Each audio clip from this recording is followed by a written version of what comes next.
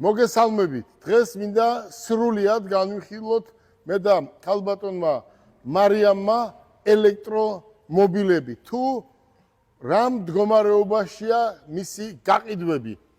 ქალბატონო მარიამ, როგორი ავტომობილია? მოგესალმებით. მოგესალმებით. მოგწონს? ეს ჩემი საყვარელი და საუკეთესო ავტომობილია. დიდი შრომა ჭირდება. ვიცი და ვშრომობთ. წამოგზავნით. თუ იშრომებ, ხო იცი რომ გეყოლება. აუცილებლად. დაუკეთოთ, წავედით.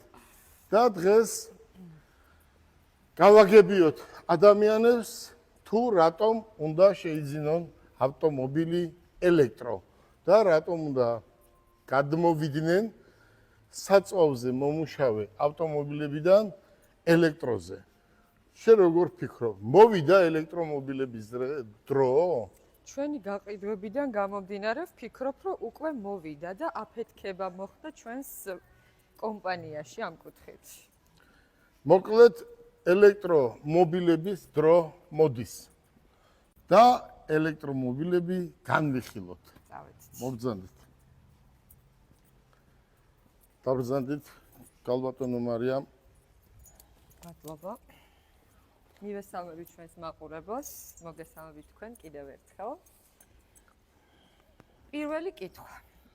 თქვენ გასულ წელს თქვით, რომ ელექტრომობილების დრო არ არის ეხლა, მაგრამ იქნება ხვალ. რა სიტყვით? დადგა უკვე ეს დრო?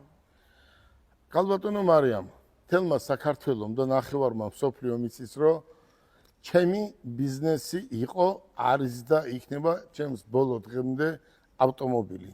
და ზუსტად ვიცი რა არის როდის საჭირო. მე შარშან ვამბობდი, რომ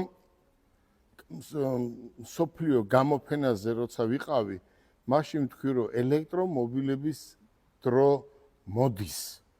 ელექტრომობილების დრო უკვე მოვიდა. იმდენად კარგი ხარისხის ავტომობილს უშვებენ, რომ უკეთესი არ შეიძლება. წარმოიდგინე, თუ რამე საჭიროა ავტომობილს ყველაფერი აქვს. წარმოიდგინე, ახლა გეჩქარება ავტომობილს გააჩერებ ქუჩაში, შენ მირბიხარ, ავტომობილი თვითონ ეძებს პარკინგს რო ეძახი და რო ჩამოხვალ დახვდება ავტომობილი პარკინგზე, რომელიც დღეს ჩვენ აქ გვყავს, ხო?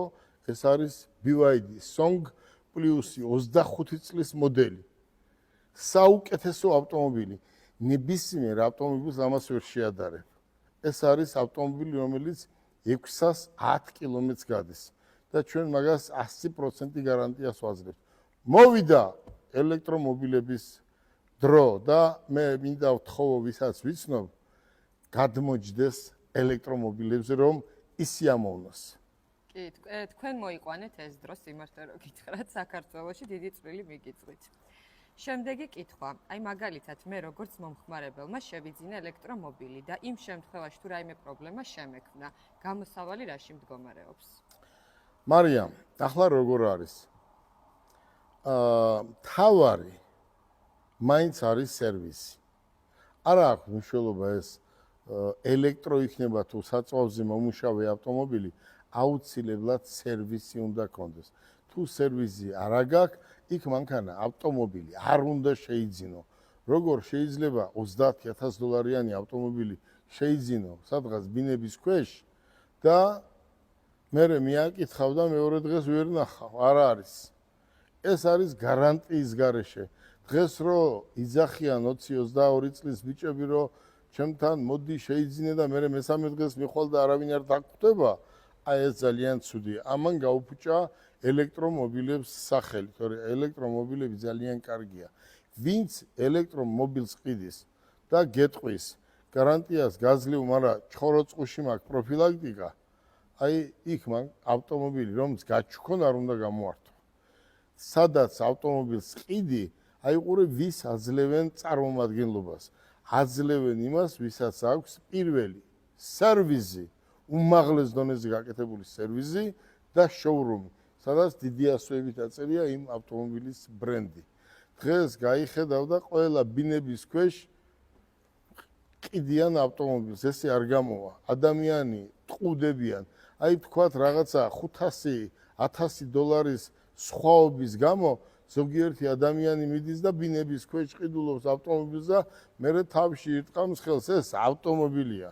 ამას რეალურად გარანტია უნდა.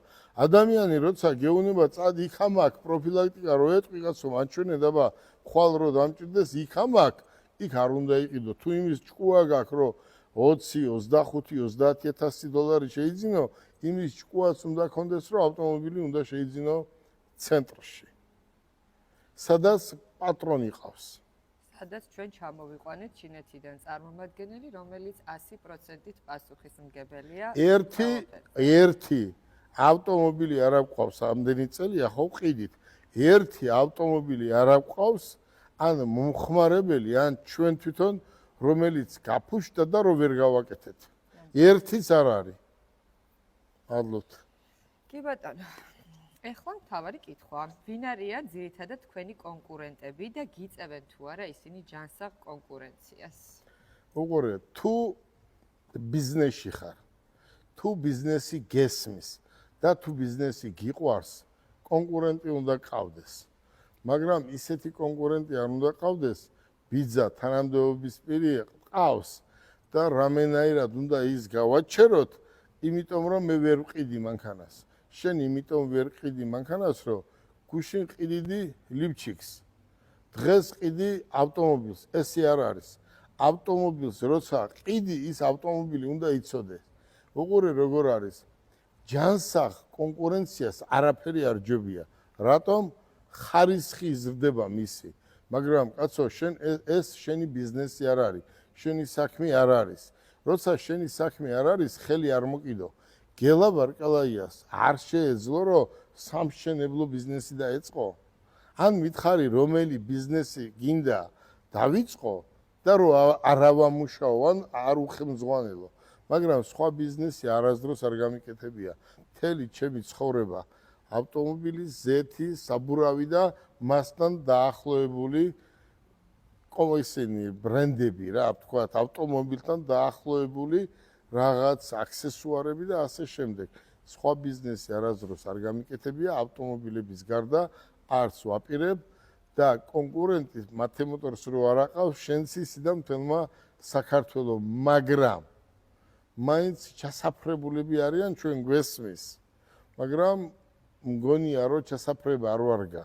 იმიტომ რომ არაკაცური საქციელია, უღირსი საქციელია, პირდაპირ ჯობია კარგი ავტომობილი მოიყვანო და გაყიდო იაფად და ის მომხმარებელი შენთან მოვა, ჩემთან არ მოვა. ჩემთან რატომ მოდის? იმიტომ მოდის რომ ჩვენ გან ავტომობილი ვინც იყიდა, ჩვენ თან გადავყვებით. და მეორეს ეუნება, მესამეს ეუნება და ეს არის ბიზნესი. მადლობთ.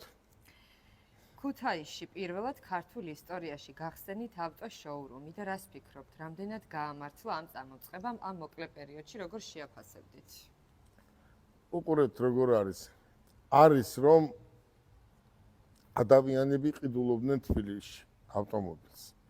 მაგრამ ხო იცი, ზოგჯერ უჭირთ ჩამოსვლა და ვიფიქრე რომ ეს აუცილებელი იყო ქუთაისში გამეხსნა და დაჩქარებული წესით. აი ამ მოკლე დროის განმავლობაში ისტორიაში არასდროს ქუთაისში არ ყოფილა ავტოსალონი და დღეს ევრო 5-ის სტანდარტებით გაკეთებული ავტოსალონია ქუთაისში და ამისთვის სტიმული კიდევ ქუთაისელებმა და იმერლებმა მომცა, რისთვისაც მთელ იმერეთს დიდ მადლობას ვუხდი. ნამდვილად მადლობა იმერეთს. ძალიან თბილად მიგვიღეს. რამდენად კვალიფიციურები არიან თქვენი გაყიდვების მენეჯერები ელექტრომობილების კუთხით? აი უყურე როგორ არის მარიამ. ეს ელექტრომობილი მარტივი არ არის. აი ვთქვათ, იყიდე და კარგად იყავი, რაც გინდა ისქენი, ესე არ არის. ჩვენ ვყავს, აი უყურე როგორ არის. ჩვენ ვყავს ადამიანები, რომლებიც გვისმენენ. მე ამათ ვასწავლით. ისინიც ჩამოდიან, პრაქტიკას გადიან და ადამიანს უნდა აუხსნა თუ რა აქვს ამ ავტომობილს.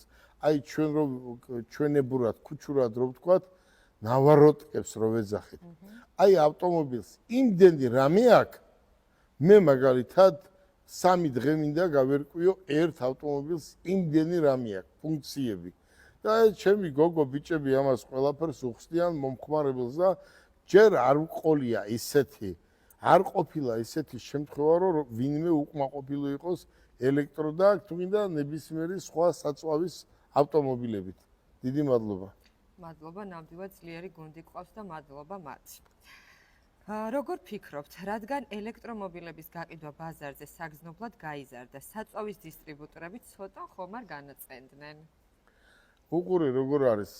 უნდა შეეგუონ. იმიტომ რომ რაც არ უნდა მოხდეს დედამიწის ზურგზე, აი ეს იმდენად მძლავრად წამოვიდა ელექტრომობილები და ხალხმა გაუგო გემო, რომ ეს არ შენელდება პირიქით. უფრო გაფართოვდება და ახლა როგორ არის იცით? საწვავზე მომუშავე ავტომობილების მეპატრონეები კი არა, თვითონ იმის საწვავის მეპატრონეები, რა თქმა უნდა, უკმაყოფილო იქნებიან, მაგრამ თავარია, კიდევ ვამბობ, ჯანსაღი კონკურენცია და საქართველოში იყოს ავტომობილები ელექტრო, იმიტომ რომ იმდენად ცუდია გამონაბოლქვი ჰაერის მიმართულებით, რომ ეს აუცილებელია და ამას კიდევ მეტი სახელმწიფოდან უნდა ხელი შეწყობა. მე რო ვიყო მაგალითად ხო სახელმწიფო 100-ჯერ უფრო მეტს შეუწყობდი ხელს, ვინც ელექტრომობილების ბიზნესს განავითარებს. ეს შვედეთში და მთელ ევროპაში და მთელ მსოფლიოში ესეა, რომ ყოველ დღე იზრდება ავტომობილების გაყიდვები და ხარისხიც. რაც იყო გუშინ, ის დღეს არ არის. მადლობთ. მადლობა. და ბოლოს, რას ეტყოდით თქვენს ერთგულ მაყურებლებს და იმ ადამიანებს, რომლებსაც ძალიან უყვარხართ და ამას გრძნობთ ყოველთვის, როცა გადიხართ თუნდაც გარეთ ან სადმე. მე პირველ რიგში, აი, კაცურა, მე იცი შენც და მთელმა საქართველომ, რომ არასდროს არავისი პათხალივი არ ყოფილა და არც ვიქნები. მე რო პათხალივი ყოფილიყავი 700-ჯერ შემომთავაზეს დეპუტატობა. მაგრამ ის კაცი არ ვარ, ესეთი კაცი არ ვარ. მე ვარ კაცი, რომელიც რასაც შეგვირდები ყველაფერს გავაკეთებ. თუ შენ გიყვარს ხალხი, ხალხი შეგიყვარებს შენ. ყველა დიდი და პატარა უნდა ფიქრობდეთ ხალხზე, მოსახლეობაზე და ზოგიერთი იტყვის ისა მაგინეებს არ უყვარვარ, არასდროს მოსახლეობა, მასა არ შეგიყვარებს თუ შენ არ გიყვარს ის. ნამდვილად. აქედან გამომდინარე ეს ისტორიულადაც ესე იყო. თავარი თანამდებობა არ არის. ეს კამი თავარი არ არის. ეს კამი ხო ხედავ როგორ იცვლება. ძალიან ჩქარად იცვლება ეს კამები და მე ხო ხედავ სად არიან, როგორ არიან და რა დღეში არიან. ამიტომ არასდროს სახელმწიფო სამსახურში არ წავედი. შენ როგორ ფიქრობ?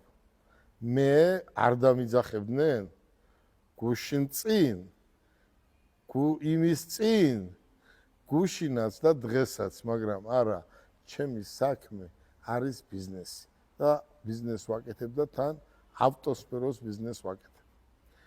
გააქვს მეტი შეკითხვა? არა. კითხვები დავამთავრე, უბრალოდ მე გეტყოდით იმას, რომ მე ძალიან მინდა რომ თქვენ იყოთ ამ სფეროში და მოხვიდეთ და ეს ჩემი პირადი აზრია და არა მარტო ჩემი. მარიამ, რატო ვთქვი რომ არა? კი, მადლობა. მე რატო გითხარი შენ რომ არავისი ხალხმა არ იფიქროს მოსახლეობამ რომ მე ვიღაცას არასდროს არ ვეპათხალიმები არავის. მაგრამ მე გელა ბარკალაია. იმდენად მადლიერი ვარ პატრულის თანამშრომლების. საქართველოს პატრული რო ყავს, ესეთი მთელ მსოფლიოში არსად არ ყავს. ახლა ზოგიერთები განაწყენებული არიან, მაგრამ ისეთი რამ არ უნდა გააკეთო, რომ მე უკმაყოფილო იყო პატრულის თანამშრომლის. აი მაგალითად მე და შენ ვიყავით ბაღდადში. აი ბაღდადის პოლიციაზე, პატრულზე რა უნდა ვთქვა? აი ხო ხედავდი როგორ მოგვექცნენ. იმიტომ კი არა რომ გელაბარკალაია ვარ. სტუმრები ხო ყავდა და რაღაცა ელემენტარული დავარღვიეთ, ხო? და უთხარით რომ არ შეგვარცხიდო სტუმრები ყავსკო და გამოგვაცილეს. აი ეს რა არის? ეს დაუწერელი კანონია, მაგრამ იმ პატრულის თანამშრომლებს არაფერი არ დაურღვევიათ. აი მოიცნენ კაცურად და ქართულად. იგივე არ იყო ბაკურიანში, იგივე არ იყო ბორჯომში, იგივე არ იყო ბათუმში, იგივე არ იყო ქუთაისში, იგივე არ არის თბილისში. ერთ დღეს გეტყვი, კიდევ ჩინეთიდან და მთელი დელეგაცია მყავდა და გზები იყო გადაკეტილი და არ გვიშვებდნენ. და თხოვე რომ აი აგერ მივდივართ მეთქი რა რესტორანში და კრუგის მოვლა ძალიან ძნელი იქნება მეთქი. და ავტომობილი, პატრულის ავტომობილი გაწია და გითხრა კი ბატონო მიბრძანდით. და სტუმრებმა იცის რა თქვეს. აი ესეთი არ არსებობსო დედამიწის ზურგზე რომ აი ესე პოლიცია მოიქცეს და ესე პატრული მოიქცესო და მე მინდა მთელ საქართველოს ტერიტორიაზე ყველა პატრულის თანამშრომლებს მადლობა გადაუხადო. რაც შეეხება ახლა მარი მოდი მაინც რადგან ელექტრო დამთავრე ხო? რადგან ელექტრომობილებზეა საუბარი, მოდი ორი ელექტრომობილი მე და შენ ერთად გავაცნოთ. მოდი. თითო ერთი წუთში უნდა ჩავეტიოთ. მე მინდა მოიწიეთ, მე მინდა მთელ საქართველოს მოსახლეობას უთხრა, რომ შვილებს ასწავლეთ ბიზნესი. ბიზნესზე უკეთესი არაფერი არ არის. ქალბატონო მარი, უყურეთ აგერ აწერია, გაყიდვების სუპერ ვარსკვლავი. აი ეს წიგნი, რო ახალგაზრდამ შეისწავლოს თავიდან ბოლომდე და ჩემნაირ კომპანიაში მივიდეს და პრაქტიკა გაიაროს, მას არ ჭირდება სხვა სახელმწიფო სამსახური. თვითონ ის ბიზნესს გააკეთებს და როცა ბიზნესს აკეთებ, უფროსი არასდროს არ ყავს. მე ყველას ურჩევ, რომ ახალგაზრდებმა მიმართულება დაჩქარებული წესით აიღონ ბიზნესისკენ. თქვენ რომ მოგვიტანეთ ეს წიგნები თანამშრომლებს დაგვირიგეთ და მოგვიწოდეთ იმისგან რომ უფრო განვითარდეთ, ესეც ხალხმა უნდა იცოდეს. მე ყველას მოუწოდებ, ყველა ახალგაზრდას ვჩუქნი ხო ხედავ ამ წიგნებს. მე დიდი რაოდენობით ვყიდულობ ამ წიგნებს და ამას ვჩუქნი ახალგაზრდებს, იმიტომ რომ აი ეს უნდა ისწავლოს ახალგაზრდებმა და ბიზნესისკენ მიდრეკლება უკეთესია, ვიდრე ძალოვან სტრუქტურებში ან სხვადასხვა არა, ისიც საჭიროა, მაგრამ ბიზნესი. მოდი, აი ეს რა ავტომობილია. აი შეხედეთ. 25 წლის მოდელი. თქვენ წარმოიდგინეთ. აი ნახეთ, აქ ნახეთ რა წერია. აი 25 წლის მოდელი. თქვენ წარმოიდგინეთ, აი შეხედეთ რა ავტომობილია. ამას რო არა, ისეთი არაფერი არ არის, ხომ არის? მომავლის მანქანა. დაბრძანდით? ვეძახი, მე პირადად ამას. აი შეხედეთ. შეიძლება დაიკარგო. აი შეხედეთ რა ავტომობილია. აი ეს არის ის ავტომობილი, პირდაპირ ქუჩაში დააყენებ, შენ წახვალ სამსახურში აირბენ და ავტომობილი თავისით დადგება პარკინგზე, ხო? მიდი აბა და მაჩვენე სხვა რომელი ავტომობილია. ეს BYD ძალიან მაგარი ავტომობილია და ფასიც რა აქვს. ეს ევროპაში 120,000 ევრო ღირს, ევრო. და საქართველოში აი მოდით გიო აჩვენეთ, შეხედეთ, აი რა ავტომობილია. აი მთლიანად ჭერი, რას ეძახით პანორამა, ხო? აი შეხედეთ, მარი. უყურეთ, აი შეხედეთ. 25 წლის მოდელი. 6, 7, 8, 10 კამერა აქვს, არ ვიცი, აი. და ამ ავტომობილს რამდენად გავყიდით ჩვენ? აი შეხედეთ რა ფერია. ამ ავტომობილს ჩვენ გავყიდით 31,500 დოლარის ეკვივალენტ ლარში. და ეს ავტომობილი ძალიან მაგარი ავტომობილია. წამოუცებ, ეს არის BYD. აი კამერები და რა ვიცი, რა არა აქვს. მოდი ახლა ვნახოთ ეს ყავს ჩვენ ეს BYD და გვეყოლება დიდი რაოდენობით კიდევ და ვყიდით ყოველდღე თითოს მაინც აქ ამ ოფისში. აი ზიკერი. უყურეთ, ზიკერ 001 ხო? კი. მარიამ დაბრძანდით? აი მე რა სასწაულია. მომისმინე. სპაში გონია თავი. მომისმინე.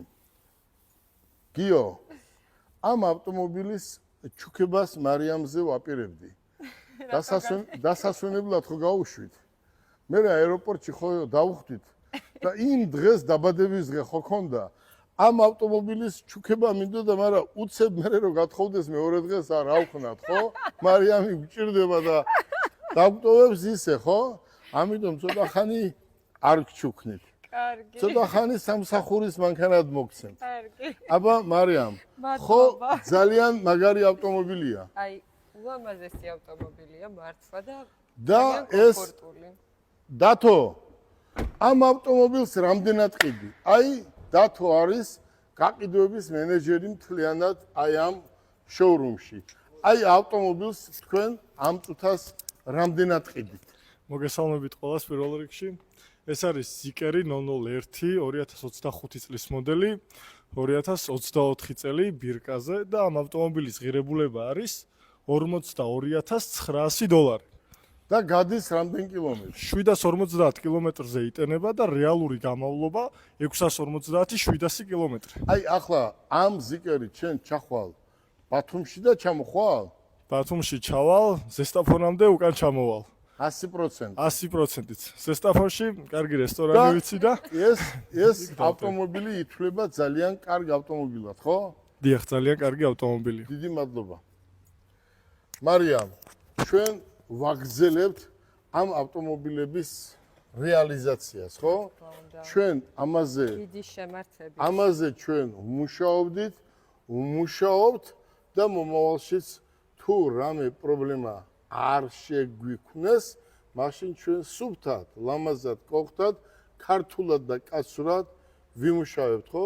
ჩვენი ბიზნესი არის ავტომობილი და წამობრძანდით და ჩვენ ყველაფერი უნდა გავაკეთოთ, გიო, ჩვენ ყველაფერი უნდა გავაკეთოთ იმისთვის, რომ დიდი რაოდენობით ელექტროავტომობილები შემოვიყვანოთ საქართველოში. რა სიტყვი? კმაყოფილი ხარ შენ გაყიდვებით? ძალიან კმაყოფილი ვარ, ჩვენი ბიჭები ყველაფერს აკეთებენ ამისთვის, ძალიან კარგი გუნდი გვყავს, მობრძანდით ჩვენთან, მაქსიმალურად მოგაწვდით ელექტრომობილებზე ინფორმაციას და დაგვხდებათ ძალიან კარგი მომსახურება და სერვისი. მე მინდა ყველა ჩვენ თანამშრომელს დიდი მადლობა გადაუხადო. აი წარმოიდგინე, აი ეს გოგო ბიჭები აკეთებენ ყველაფერს იმისთვის, რომ პირველები ვიყოთ საქართველოში. ჩვენ არავის არ ვეჯიბრებით. უბრალოდ ხო არის, რომ აი გვინდა, რომ კარგი ავტომობილი კარგ ხალხს მივყიდოთ. გისურვებ წარმატებას. დიდი მადლობა. კარგი გოგო ხარ, რომ თავიდან ბოლომდე ჩაერთვე ამ საქმეში. უკვე პროფესიონალი ხარ და ხელმძღვანელობ ამ საქმეს და ეს შენ გამოგივიდა. მადლობა თქვენი დამსახურებით. დიდი მადლობა და დიდი მადლობა ყველა ჩვენ თანამშრომელს.